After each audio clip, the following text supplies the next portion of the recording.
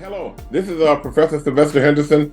I am so honored this afternoon to interview a young man I met by the name of Dr. Carl Moore.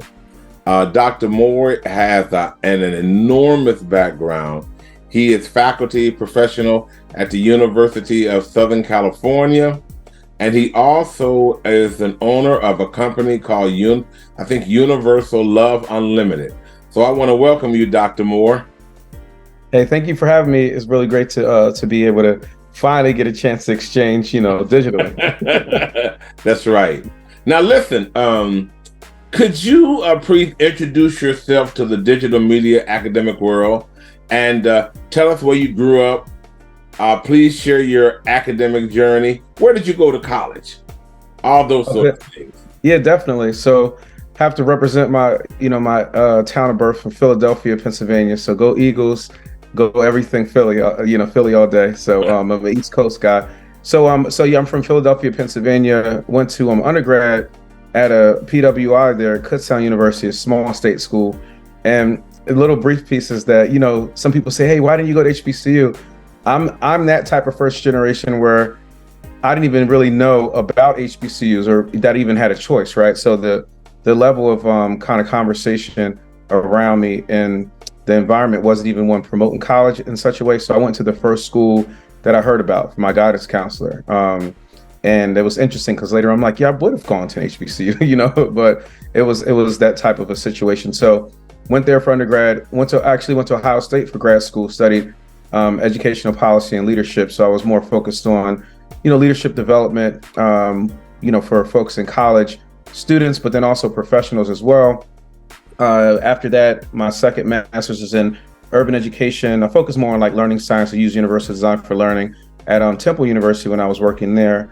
So part of my education has also been, working I worked at Reading Area Community College. I worked at Community College of Philadelphia, and I guess professionally, my master's thesis education or dissertation education professionally was when I was working for University of District of Columbia. I was a department chair there. I built a teaching and learning center there, and then also I was an interim provost there before going to be provost at Howard Community College up in Columbia, Maryland. So a few of my pieces of education, I have certification in Myers-Briggs, Strengths Finder, transformational social therapies, diversity leadership, some other pieces in there. So that gives you a little bit about my journey. So hopefully I covered the pieces there. So from Philadelphia until back into DC, that's kind of that's where I reside now, right outside of DC. Man, wow. It seems that you have done a lot of work in reading and evaluating and research, and you are quite the intellectual and quite the professional.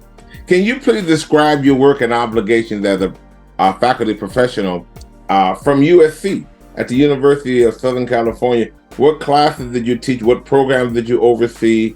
Or what sort of things do you do for USC, or have you done for USC? Yeah, so I'm pretty fortunate to be a part of a group of faculty members who teach more in the adjunct capacity in the race and equity, for the USC Race and Equity Center for the Institute. So what will happen is, and this is the very abbreviated versions, is institutions will sign up to actually have their institution go through a whole battery of experiences for the Institute so that they can become not just inclusive in a bean counting way, but really understand the ins and outs. So there are so many levels in terms of work that they need to do on themselves as individuals, work that needs to be done in every nook and cranny, I guess I would say, so to speak, of the institution. But me particularly, because my research is in learning science, what I do is I teach a module. In this module, well, I guess I would say this kind of course or module for them is creating culturally responsive and sustaining classrooms. And what the biggest thing for me is, and there's another one I'll speak about in just a moment, but the biggest thing for me is just making sure that we are able to not just look at culturally responsive, but the sustaining piece, right? And look at it as a means for understanding how all of the different ways in which neurodiverse and social diverse learners show up in classrooms, they're able to receive an educational experience that promotes the most belonging for how they show up, right? So, and this is a little bit of extra, and this is why I'm one of the individuals that contributes to facilitating. But I have this thing is referred to as underprepared institutions, because for long they say, hey, we have a bunch of underprepared learners, underprepared students, underprepared students. So that's kind of what I bring to those conversations in terms of really helping institutions evaluate themselves. So when I'm brought in, or when I'm adjuncting and serving as a faculty member in that capacity, it's to actually teach. And that's part of my profession. I teach teachers. So a lot of times I've taught my undergrad courses in my day, a number of them, but I'm mostly teaching professionals, whether it be in like leadership or particularly around diversity, equity, inclusion, and belonging, around this, culturally sustaining classrooms, inclusive classrooms, et cetera. I think, I'm not sure if it was, I believe it was USC that work with the California community colleges. Yeah, there are a number, and I don't want to speak out of place in terms of the different schools, but yeah, there are a number of schools that have signed up. I'm not sure if every school has signed up, but I'm pretty sure there's a good amount there that have actually gone through that full immersive institution.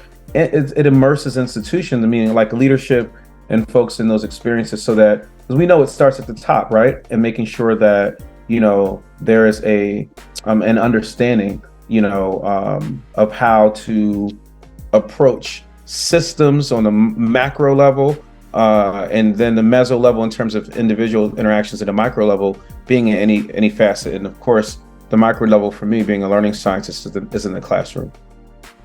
I want to ask two questions before we move on to my next question on my document.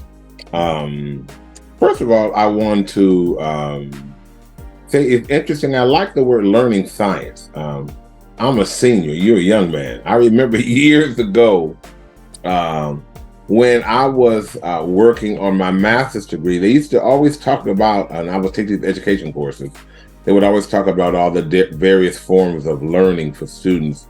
One deals with touch, one deals with what students can see, and then the other deals with how they hear. And so I don't think I've heard anyone in years mention learning science to evaluate how students absorb information, and what are some of the barriers based on where they come from. Their language, their community, their cultural society, how they hear messages in their mind. I think that's a powerful term, because I think in the world, we have a lot of confusion now, and it really is politically where people hear different messages. We say the same thing, but two sides of it hear two different things.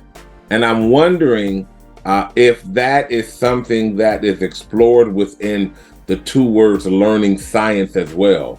And how do we bring all those different areas together, or challenges together, so that the ultimate message that the instructor or professor is trying to communicate with the student is actually heard? Can you elaborate on that a little bit? Yes, sir. This is the epicenter, the exact sweet spot of what I love, in terms of my life, at minimum career. So the great thing about it, intelligence, right? As we look at it, the model, or the ruler that was created and in a way that only benefited certain folks that could even be measured by that ruler, right? And the ruler in itself, there was an issue from the very beginning with that ruler, and it measured intelligence by how much you could stand next to the ruler and be measured by it. But there's so much more than just measuring, a length of the length, right? Of a person's height or extension of their arm or whatever with that. So what we know from neuroscience is that you got to throw the ruler out, right? Through neuroplasticity. It's like, okay, not only are people's brains fire and wire in different ways, but they actually are ever evolving, right? Through neural networks, through neuroplasticity. So the same scientists and the folks who created that, that kind of system of haves and have-nots, the learners, right, and those that can be learned, are the same folks that are giving us, people like myself, I'm super excited about. And these are my friends, but the type of tools to dismantle these kind of old philosophies, or not necessarily the age of them, but these philosophies that don't necessarily fit nature. So when we look at something like so VARK, they said visual, auditory, kinesthetic, the learning, the read, write, and kinesthetic. What it was, the part of my dissertation research, I used that actual framework, so Silverman, where they were looking at the ways in which, okay, everyone has a different learning style, and they may be able to benefit more so from the visual, using visual means because of the way their brains, they weren't getting into the brains firing wire as much at that time, but they were just kind of using these as like studies. Or that maybe more so if they hear things, okay, they can, or they'd be able to speak about it if they read or write something down, or kinesthetically if they move. The great thing that we've placed that we're at right now is we've moved beyond a styles piece. We moved into an element where we recognize that not only do people have different learning differences, but it may vary according to what they're doing. So some people get really rigid. They're like, don't say styles, but but it becomes your mode of learning is so varied and so ever evolving because of neuroplasticity. And there are some more natural nature nurture things according to a specific person, but it's so varied. So all of that points to learning in one box is no good, right? No bueno for learning in one box, because we know that the brain is ever evolving. So how that all fits in is that there are researchers like myself and practitioners that really, it's less about one size fits all and more about how can we proactively try to account for the widest range of difference in the classroom and empower learners to show up. The great thing is when you don't have to be like the person that's pouring information to everyone. You can create experiences.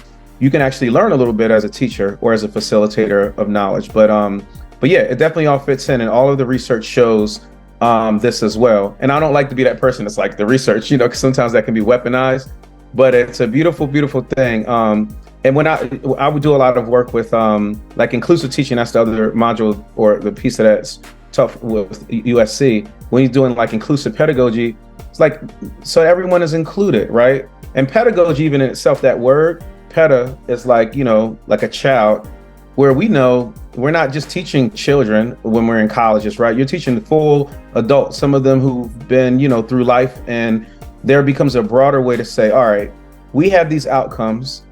How do we facilitate or create a process by which we make it where those folks, the widest range of those folks, can reach that? And then let's fill in the blanks. The other model that we used to use before was, hey, let's lecture, and then we say lecture's bad, and then nothing is bad or good. The outcomes are what we're looking for if you're in learning environments, because you only have so much time and people are paying for it, or else I wouldn't even be so big on the outcomes. And then how do we leverage these methods to best promote that the widest range, and then empower those students, those learners, to be able to help meet you halfway, or most of the way. I got through college because I learned how to teach myself. That's the only reason I excelled and got through, because but we don't want it. We want folks who are paying to be able to we want us to be more accountable as institutions and as educators.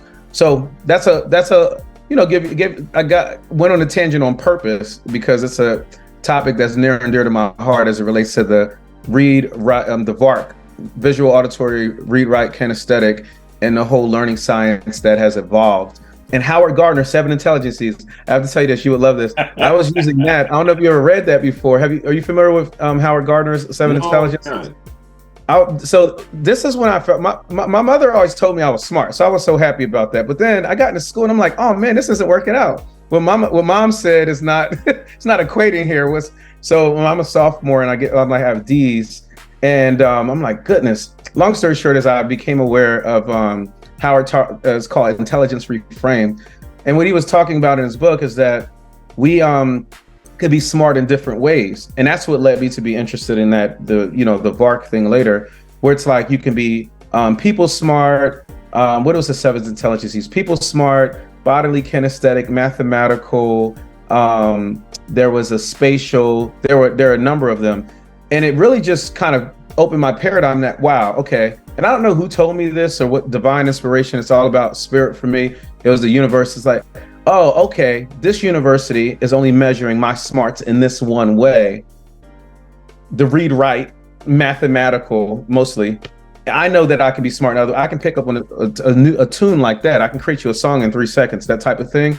So the musical, that's another one, the musical intelligence. So it helped me understand, like, okay, you may have that smart that your mama said, but this institution isn't measuring it. So don't be down on yourself. Learn it. Learn how to. And I even leverage music and sometimes to teach myself, like jingles to teach myself. So that intelligence reframe was something I learned about and actually used it in my dissertation, like years later, like, it was like at least 15 years later. And it motivated me to be a learning scientist because of the lack of inclusion in the classrooms. But that came from belief.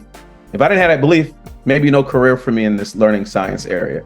Well, the California community college system and all the community college systems, but I'm going to say primarily the California one, even though I thought it was interesting when we went to the USC Diversity and Equity Institute, many of the colleges and the districts, when you come back and look at the numbers, even though they see everything, the numbers don't change. And the numbers don't change not because there's not research there. The numbers don't change because the constant barrier is that people refuse to change. People want to basically keep institutions looking the same and pretty much have all white and very few minorities. And generally, I tell people when they hire, actually, I kind of feel comfortable saying what I want now because I'm going out. Go ahead, don't get me in trouble. I'm not getting you in trouble. I'm just getting myself in trouble because you know what? I'm going out. It don't matter. But even when institutions spend millions of dollars, I used to always ask the question: how can you spend hundreds and thousands and millions of dollars having people to go to all of these training institutions, and then 5 and 10 years later, you're doing exactly the same thing, And so I started coming to the understanding that the policies were very important, but if you don't have equity-based people enforcing the policies, it's like walking to a wall. Goodness gracious! See, and not getting anywhere. So that's another conversation. No, it's necessary. It kind of ties in to what you're saying, because people don't want to change. They want to keep doing the same thing, which brings me into asking you if you can share information about your wonderful business, Youniversal Luv Unlimited. Tell us about, the business, and how does that business help support students of color or professionals of color? Oh, goodness. I appreciate you. That's the best tee up fastball ever. Alley-oop. Opening, so I really appreciate that, because precisely what you just mentioned is the reason for my business. I work as a full-time, I'm a fellow with a company right now. I don't want to say names. Well, I guess Propel. We actually, so by day, I'm a fellow for Propel Center. And what we do is we work with HBCUs to uplift HBCUs to enhance the leadership pipeline, and just pipeline amount of Black students that are not necessarily going to HBCUs because they're already there at college, but so that they're upskilled in ways they can pursue internships and at least in terms of my area and what we do. So I'm really continuing to do that work, continue it on in that type of way. But to answer your question about my business, and there's so much more to tell you about Propel, we can have a conversation. But as far as my business, I precisely chose the name of it because of what I've experienced. And one of the things that I've learned, hurt people, right? And that's the thing that I've experienced. There's a lot of folks that may not necessarily have had the time to heal. And from folks that are doing DEI, diversity, equity, inclusion, and belonging work, from folks that look like you or me, from a place of like deep pain that hasn't necessarily been on a path to healing or whatever yet, to folks that are doing the work that have actually, and they're promoting, or allies or individuals from all other areas. And the constant variable has been, like you mentioned, a change. But this is the thing that we know. You can't change, well, there's not this, black or white, but a strong statement would be that you can only change what's around you to the extent you change what's inside of you, right?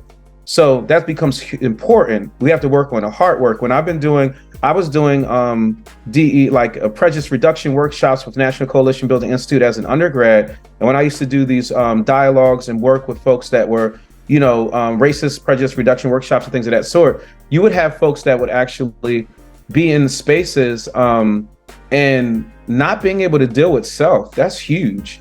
I mean, you have all these titles and all of this intellectual, all these elements that happen above it. So I noticed that this self-love was a piece. And there's a metaphysical part. I'm not gonna get too deep in it, but my business is created precisely to work with individuals to help them see value in themselves. Now, give you an example. Let's say we're working with one of our folks that's from a privileged, quote unquote, privileged background. Is that person more likely to be able to promote inclusion if they feel good about themselves, connected to themselves, or bad about themselves? I mean, we already know the answer about that, right? So when we work with folks in a health, and we're not talking about a false good. Privilege is not a good. Privilege is kind of like ego. We're talking about a person that's feeling a connection to really understanding. So that part. And when we're working with folks that I do, like, for example, when you do Strengths Finder, when I work with teams, the easier to work with teammates are teammates that actually know their own values and their own strengths and are trained to seek those out in others. But a lot of these problems that you experience isn't necessarily from folks that just want to do. There are a lot of well-meaning folks that don't do well. There are folks that don't necessarily feel a really great sense of self-esteem for themselves or cultural esteem. There's a lot of privilege, a lot of low esteem, cultural esteem parading as privilege out there. Because you and I both know, I mean, I know that you're a well-read person, and when we look at privilege in our society, we're measuring it with capital, with dollars. Okay, that's fine, but we're measuring it with soul. That's a whole different thing. Do you have privilege when it comes to being connected to yourself and to something? So there are so many different layers. So with the Youniversal Luv Unlimited, it's about promoting that kind of love of self and love of others, because you can politicize a lot of things. You can also politicize love, but it's the least amount of politicizing when we're talking about how do you really care for yourself and care for others. And all of those fancy trimmings that we put on the outside can be added later. And that's what we promote through executive coaching, team building, and just other tools and resources that actually help promote DEI, strategic plan, all those other things, but they have to be coming from that energy. What's your compass? So hope that gives you a little bit more, but it started because of being in institutions and experiencing a lot of talk, but a lot of outcomes that were still the same, like you mentioned. People aren't changing because the culture isn't changing. And you can't change culture. One reason why people are not changing is because you said a lot of well-intentioned people do things that are not so good. I mean, yeah, they say that they are, but in reality they don't. But they don't know it. They don't know that their hearts are really like you ever hear of fear of moral incompetence? Mm-hmm.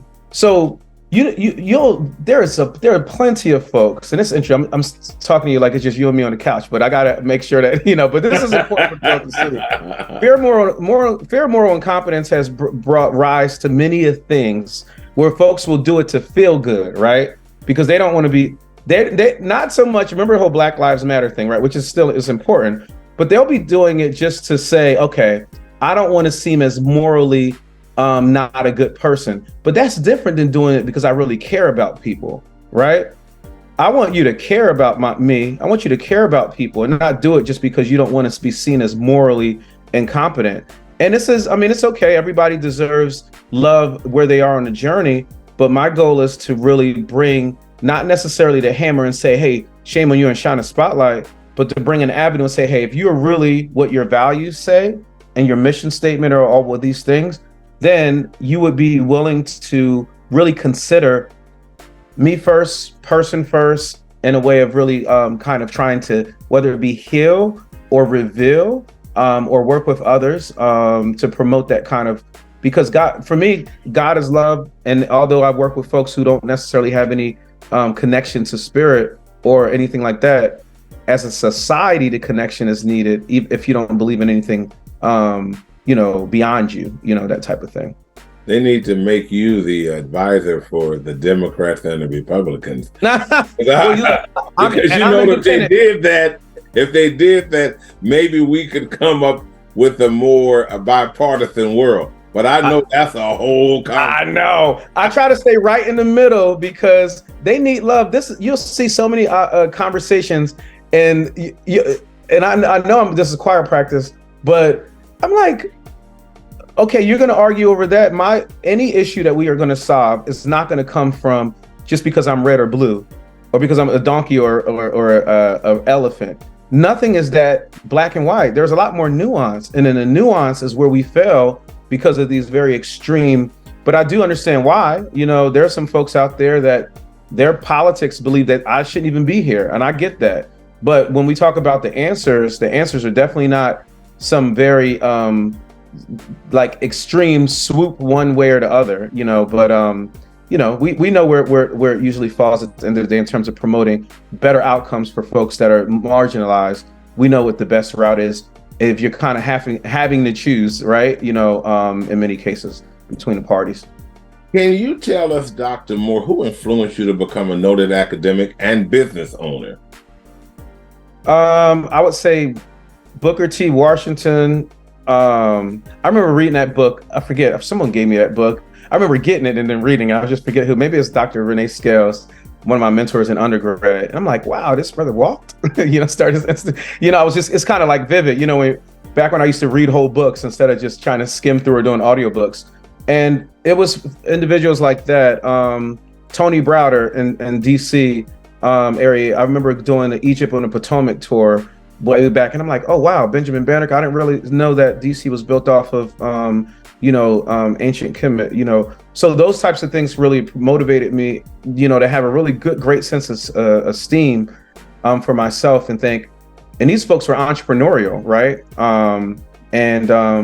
It really motivated me to have that in the back of my mind that if you want to do something, you got to be outside of a box, and you have to be able to do it for like unapologetically. So, wow. And there's thousands of more. I can keep going, but I feel that's good enough. Because one thing about it, I'm just enthralled to hear the fact that you are a learning science expert. But there's something that struck me at our earlier conversation this past weekend is that you have a very caring, wonderfully loving exterior. I appreciate it. That is wonderful. To me, it seems as though I have a friend that we debate politics every day. And I tell him every day that what is missing in all that we do is the word love. It's just that you should have differences, but you can't use God and hate in the same sentence. Thank you, sir. And then say that you are showing love. Whether you like Trump or whether you like Biden, whoever you like is your right, but you have to realize that the goal, you see the Democrats on one side are trying to get their agenda, the Republicans on one side, and everybody just doing this. And at the end of the day, nothing is accomplished because everybody has their own perspective. But as I get older, it's important to realize that it's more important to walk in the middle and let everybody live and have their own life and their own journey and come up with agreements. And even when you don't agree, whomever is placed in the White House, it doesn't matter to me. Even if you disagree, say you disagree, but still move on and support. Yes, sir. And, that's just, to me, that's just the way. But that's a whole nother topic because you know what? They may shut my channel down for that. But you know what? Can you describe your some of your research ideas and your findings in terms of ways to improve learning for students of color? If you can give us like 3 things that as an instructional professional that a professor can do, or a K through 12 teacher that can improve learning for students of color. Just 3 things. Wow, I love this. This is a really great opportunity to really like isolate these things down. So The first thing would be clear on the outcome or the objective, right? So much of what we're doing, we may be doing all this stuff like, hey, because we've always been doing that. But the guiding light should be, what do you want those students to be able to, the competency, the ability to walk away being able to doing at the end of that unit, year, what have you, right? Be very clear on that. Many of us are not clear, and we've just been recycling stuff. And we have them doing all these activities where you can cut out a lot because they don't always add up to them being able to do what you said. So that's the number one. And that helps because then when we look at the learners that you have in front of you, what I would do is I would think about when we talk about culturally responsive, if we take that off, because there are people who are averse to that, if I had to develop a huge, kind of tool of resources to talk to different people about this without even using the word culturally responsive, how are you going to engage the learners, right? State-based learning is super important, right? How do they feel? So that engagement is my catch-all for, in terms of, remember we were talking earlier about the visual, auditory, read, write, kinesthetic, so engaging the learners. And that's where the culturally responsive comes in, because we're sustaining. You want them to be engaged in a way that's most familiar to them. And you want them to actually want to, like this is that extrinsic motivation that you can kind of, the leverage you can pull on. So I think that's a really, really important part, the engaging piece. So the first, the outcomes, the second would be the engaging piece. And there's so much, I can write like a whole book on both of those pieces. So I can dig deeper if you'd like me to. But I would say that the last piece, once we know that we have that, I would say that the way in which this is maybe cheating because it's kind of going with the second thing as well. The way in which you promote the learning, it's like being innovative and fluid.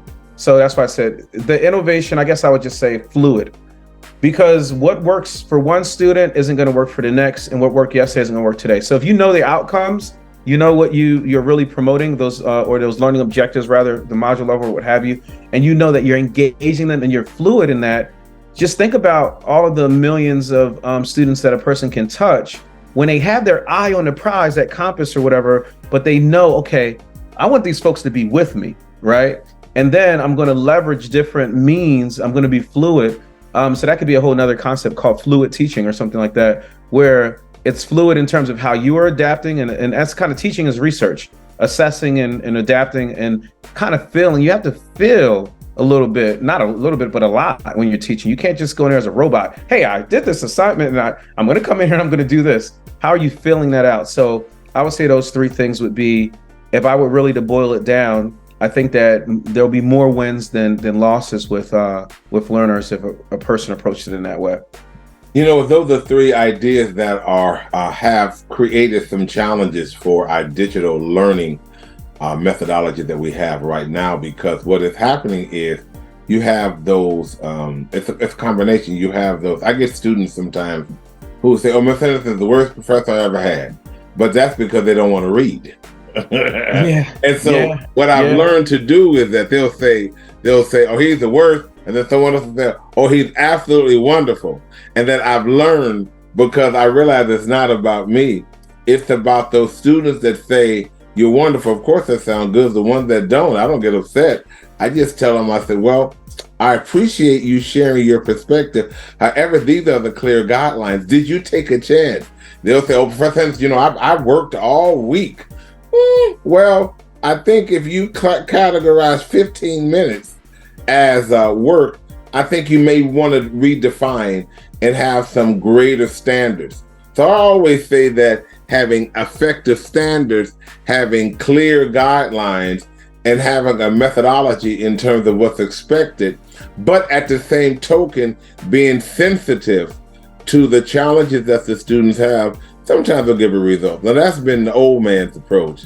No, I love it. And you only have but so much time in the day. That's right. We have to hold students accountable just as much as we hold ourselves. But it's like, is it a caring space? Okay, great. You know that like tough love. Well, I don't even like the word tough love as much as like, as long as you are clear. And the hard truth is this. They don't want to hear this a lot.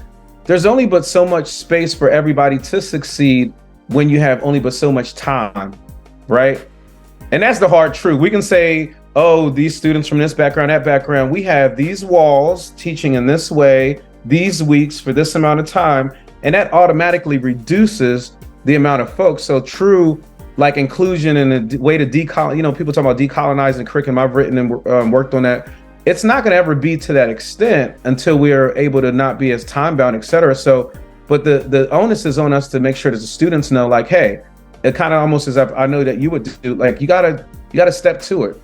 But when those folks who don't have that prerequisite grit, resilience, whatever, those folks, hopefully there are enough programs, services, other means for them. But it can't be both. It can't go both ways. Like, it has to either be more, because what we all learn at home is different.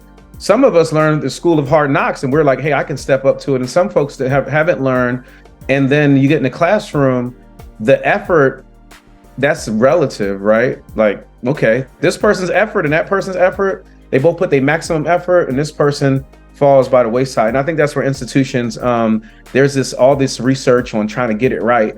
And I'm like, well, don't y'all realize the model in itself is automatically going to reduce the amount of folks that can come in and be successful. And we're not talking about, oh, the other folks just can't.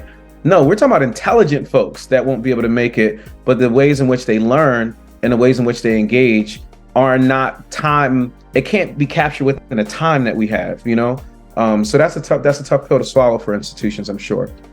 Right before we go to our next question, I want to be cognizant of your time and take about another 10 minutes. There was, as you were talking, I thought of a word. I'm not sure if I have the right word. Competency-based learning. I remember Yes, sir. Bradman University talked about creating instructional modules where the students kind of learn at their own pace. They learn, and the goal is for the instructor to lay out the criteria and allow the students to learn at their own pace so that the students develop responsibility while they're learning simultaneously. Because one of the challenges, having worked in all the three segments of higher education within the California Master Plan, I worked at the California State University for about 10 years, the University of California, Berkeley for 20 years, the California Community College for 30 and a half years. So having experienced students from all the three institutional mediums, I've realized that it's not that the students at the community college are any smarter or any less smart than the one at the public institution. The difference is sometimes they just need more guidance regarding how to create more clarity regarding their goals. They need more competency-based flexibility. Whereas sometimes at the state university, in the state university system, there's so much emphasis placed on the liberal mind and becoming liberal that you don't develop the skills in terms of becoming an intellectual. So you have the lack of ability to intellectualize topics, where sometimes the UC Berkeley student, I noticed, was so intellectual. They were wonderful at having great conversations, but they missed the whole feeling part and being a liberalist. And so the three institutions are built from three different venues. And that's just from my many years of teaching, which are too many. They're older than you. I don't know. No, she's talking about me. You got me. And so, I say that, which brings me to, I would say my next two questions. Tell me, what is your most significant research accomplishment? And tell me, what are some of the challenges that you've had as a man of color in higher education? Because you've worked in management roles, you've worked in high-level positions in community colleges and universities, and and your own business, and you hear things, you see things. I'm sure you've gone home with your wonderful family and had many conversations, or sometimes maybe not. Maybe sometimes had a lot of inquiry in third or unanswered questions, because the policies say one thing, but we're doing another thing. And when you try to talk to somebody about it who's above you, they ignore it, but then they want outcomes with no sensibility. Wow. Well, I would like you to continue. It's like therapeutic at a certain point here. Well, I know it is for me, but remember, don't answer too crazy. Right. I'm retiring on December the 9th. No. Even if they're trying to fire me right now, it's not enough time to do it anymore. No, the thing is, I move in love. So the cool thing about it for me is that all spaces is all good, you know, and that's beautiful. I think that is a major accomplishment, even though we'll talk about the research, is being able to show up, to be able to have iterated on, learned on, been burnished in an academy, to have things to say in any different space, whether I'm talking to the fellas from home, you know, or the folks that are in a large intellectual space of the academy, or in domestic or international, right? The same thing. I think that's probably one of my greatest accomplishments as it relates to research, is that I'm a researcher and a practitioner. So being able to, one of my greatest accomplishments is being able to have an arsenal, it's the best word, of tools to communicate to different people in different spaces. Whether we're talking about HBCU students or community college students, in a way of like helping them learn. I used to use hip hop pedagogy, right? You know, for that, and I still could do. I could freestyle for you in a drop of a dime right now for that. To being able to put an article or book together, to having podcasts or what have you. So I really do think the best accomplishment is making sure that research has been to the practice and vice versa for me. And my business is a result of that, is to being the greatest accomplishment. Really, there's a lot of intentionality behind the whole universe, right? Being the you and everything kind of revolving around one's thoughts, behaviors, actions from a subconscious level to conscious level. So I would say that that would be my, and then the challenges that I've faced as the man of color in higher education and elsewhere have, what they say, what you overcome, this is like an African proverb from Nigeria, but I forget exactly how it goes, can become medicine for another. I think it's from Yoruba, you know, the kind of Nigeria region.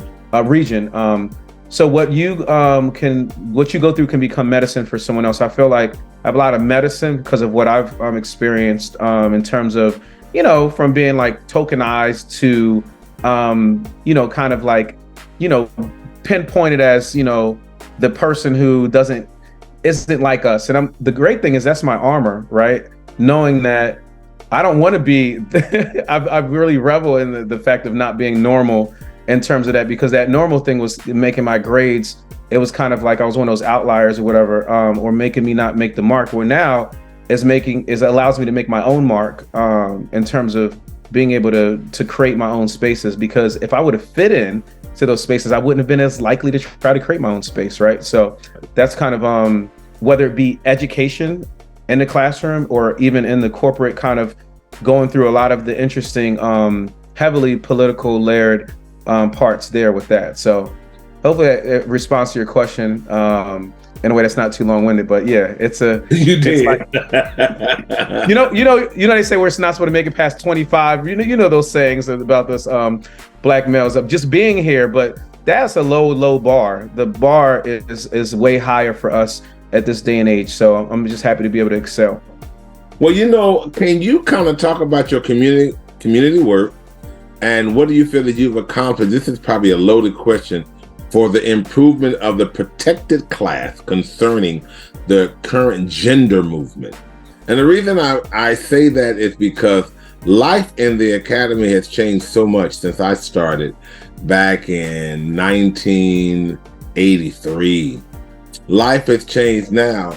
And it's so amazing. I'm going to add this small caveat. A lot of times I watch administrative hires and faculty hires, and people call me from all over the country, and chancellors and vice presidents and everybody. You know, I'm the sort of person, I don't have no gray. People either like me or they hate me. That's good. Okay. And so I don't have no gray area. I don't. I'm a Leo. That's just part of who I am.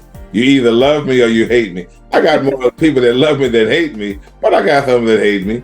But I notice a lot of times I always call an interview, for instance, I can look at an interview panel and say, oh, they're going to hire that person. And the reason is not because the person is competent, because what is happening in higher education now is that people don't hire based on competency anymore. Unfortunately, they have all these different areas that they hire. They hire in some institutions because you have a lot of women at the top and they want to promote nothing but women. They hire on another token because, you may have a person who is LGBTQ on the top, and then they want to feel like they're representing their group. So without even knowing it, they hire and they create a discrimination amongst another group. And people never hire anymore according to competency, even though they write competency in their writings and job descriptions. They hire, I'm not going to name institutions, but people never hire leadership. The world now is focused on women leaders, and the world is focused on the gender movement. And so, unfortunately, African American heterosexual males, they're at the bottom of the list, unfortunately, in so many different areas. And I'm not trying to be rude, but it's a truth, is that and I'm not saying one is better than the next. I'm just asking, what are some of the things that can be done to improve classes so that the gender movement, which is a big movement, can be actualized and supported? But don't forget the fact that everyone doesn't fit into the current gender movement. Yeah, this is did you use the word loaded earlier? It is, but that's a difficult one.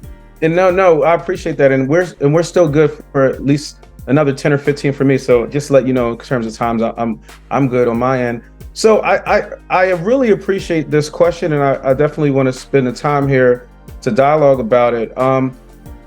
So the first thing that comes to mind in answering the question is in terms of what community work have I accomplished for improving the improvement of protected classes and the concerning the current gender movement. That's right. So we got to reflect on it.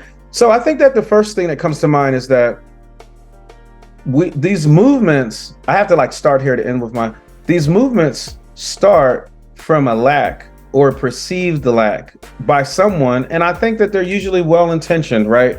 Or at least that's what I choose to believe, And I think that when it comes to, for example, the movements that we had back where affirmative action became a thing. Now you can run circles around me in terms of the because you experienced it. You were, as an adult. I'm just now reaching my 40s.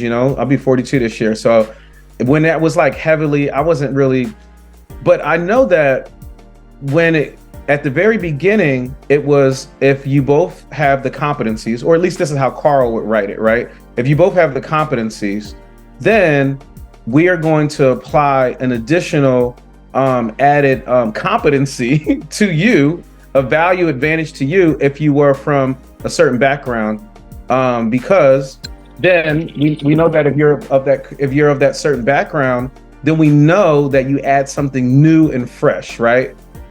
So that becomes pretty awesome.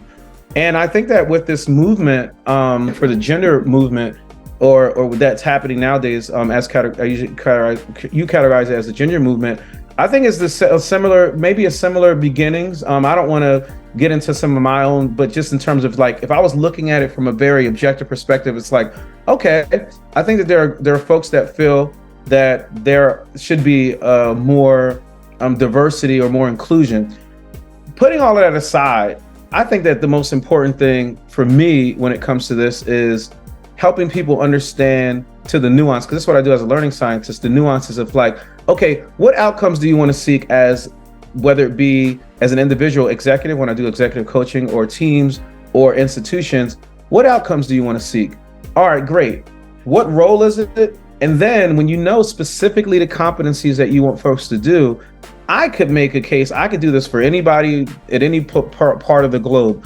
I can make a really compelling case for why, if you have applicants that are all of similar kind of credentialing or whatever, because that's where it should start at, why having, if you don't have the representation of whatever gender, why having that can actually be an added competency to actually help advance whatever outcomes you have. I can make a really compelling case about that, because it's another layer of competency and another lens that is absent and missing. So I think that's what I do. I mean, in terms of working with people on themselves, so much so that they can kind of like their microaggressions, their blind spots, or areas that they're not looking into. But as a political tool, that's a different story. And I know you didn't say that. For me, there are certain things that people have used affirmative action as a political tool. They use the gender element as a political tool. The political part is a whole different ball game, because then it's not even about promoting equity, equality, inclusion, none of that.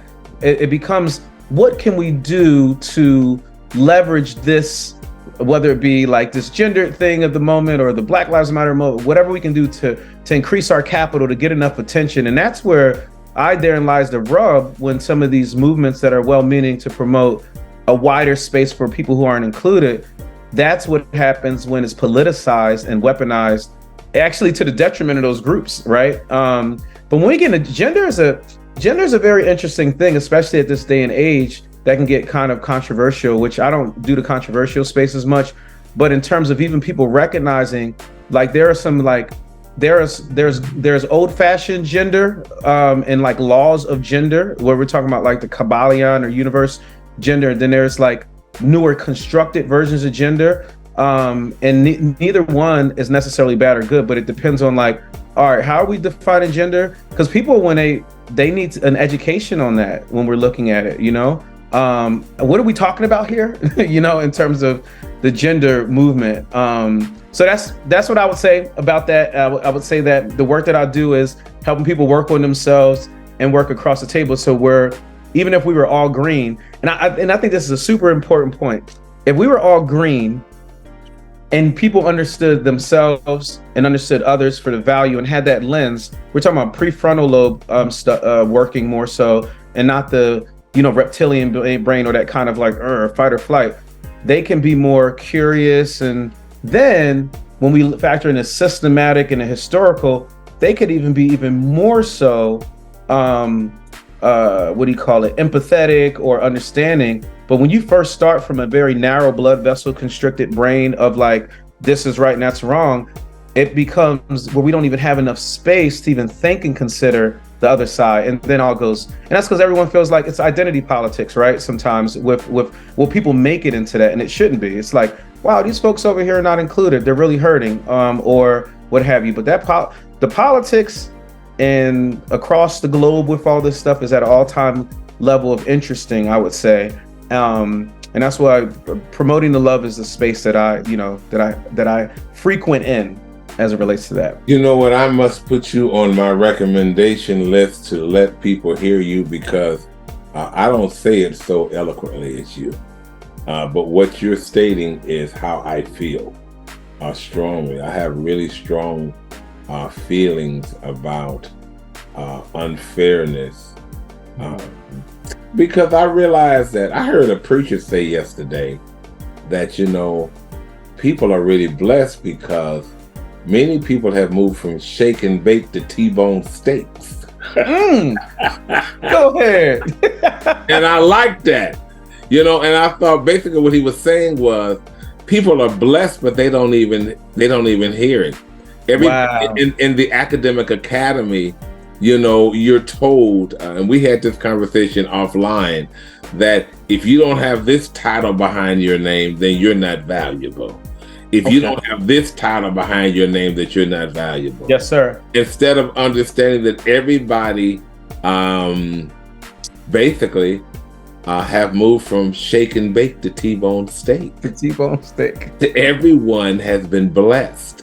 It just means that one person may have a different level of responsibilities, but the goal is to educate the student, which is lost. But having stated that, please discuss some of your goals, future projects, and innovations, and then share your final thoughts that you would like to communicate to our digital audience before I give my final word. I'm enjoying this. I'm sorry? I'm such enjoying this conversation. Yeah, same thing here. I was thinking we have to take this on the road. Right. I appreciate you, Doc. This has been wonderful. just to be able to resonate with you. There's something that happens when there's a resonance there, right? And that's one day we'll talk about some of my metaphysical, which connects to music as well. I know you as a musician. So some of my future projects. So right now, I'm not sure exactly when this will be released, but within the next 6 months or so, you're going to see there are a few things that I'm working on. One is the accessing ability project. So accessing ability project is really to promote that we have a capacities-based lens on everyone's ability, instead of just a deficit-based lens on those who we figure is disabled. The word disabled is like a misnomer because everybody's brain is atypical, right? And even those folks that have on a certain end of the spectrum, they actually have capacities and abilities that we're not often looking at. To the person who's working in a professional space who may need to leverage a certain tool to tap into other abilities like AI or something like that, just for example. So accessing ability is a way of kind of like looping in that word and saying, okay, everyone's differently able, some to more degree than others, depending upon what is being asked of them. So that's one project, the accessing ability piece. So you'll see like podcast and a book on that. The other piece is the leading through unconditional love, which is I'm partnering with my good friend, Dr. Angela Campbell on that. And that gets into a lot of that, with those politics, the spaces, what we were talking about before. And I'll be honest with you, I would say, leading through the love of God, but you know how it is in the world. My goal is to bring everyone into the space, and some people may not believe in a higher. It doesn't matter. My thing is, it doesn't matter what you believe in. When we're dealing with these absolutes, we're dealing with the fact that there are certain vibration and energy that promotes greater, whether it's productivity outcomes or connection outcomes, that we don't even have to mention God, because I don't want to give people an opportunity to retreat on those. But me personally, always unapologetically promoting that's my spirit first for me. So the leading through unconditional love, again, another podcast series, but then also, and then last but not least is really drilling in to this idea of humanized leadership. That's for me, that's the part for me that is like, I'm going to continue to carry it on. I'm hoping that years from now, when people talk about servant leader, this type of leader and transformational, et cetera, that they say, hey, I'm a humanized leader. And that's a part of, something I've coined a little while ago to really drill into, which is a part of what, you'll hear the same thing, the podcast, the book. So within the next 6 months or so, that's what people will get from the Youniversal Luv Unlimited. In addition to, of course, just me doing the consulting, the strengths, executive coaching, Strengths Finder, Myers-Briggs, leadership, team development. Been doing a lot of work there, some international work with that. So that's it. It's good, sir. I'm gonna just keep my focus on those things in addition to my day job, so that I can, carry out the good work of spirit in the world. Well, as the CEO of Professor for Life Incorporated, and as the chair of the Department of Music from Los Badones College, and as really a life academic, I want to say that you are such a delightful professional to speak with. What a plethora of experiences that you've had, and your caring nature is found in all of your answers. I wish you nothing but God's blessings in your life, because I am a man of faith. I wish you nothing but God's blessings, and I wish nothing but happiness for you, your wife, your children, and all that you are working for, because you have the Youniversal Luv Unlimited, but you demonstrate love, which is universal.